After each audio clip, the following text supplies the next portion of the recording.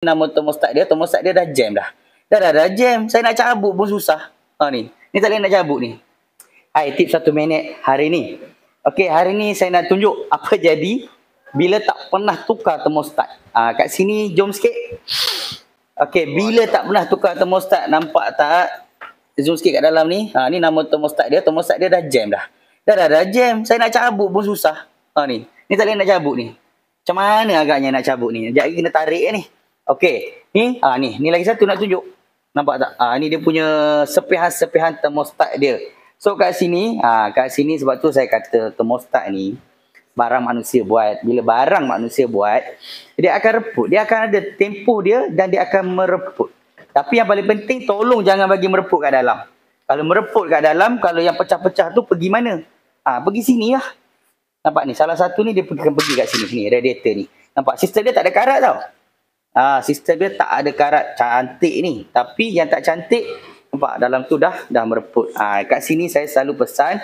Sebab tu saya selalu pesan. Cukup tempoh, tukar termostat, tukar coolant. Faham tak? Termostat tukar.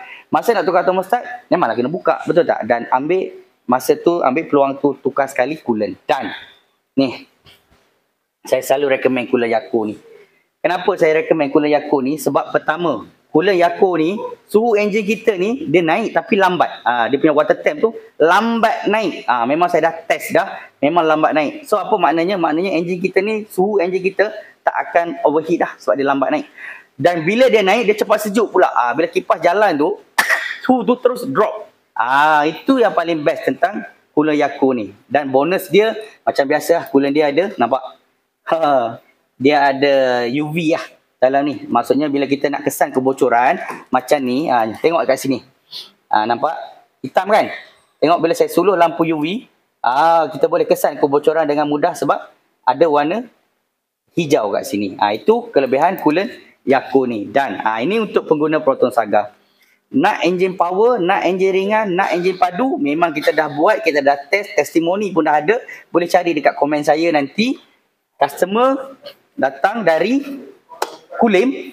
Kalau abang tu tengok video ni, dia boleh komen kat bawah lah. Dia datang dari Kulim. Kita recommend guna minyak ni. Sebelum tu dia bawa slow je kereta dia. Lepas tukar minyak ni, 1415 dia tekan je. Bang, hati-hati. Jangan laju sangat. Ingatlah orang yang tersayang. Jadi siapa pengguna Saga, pengguna Proton ataupun pengguna kereta lain lah.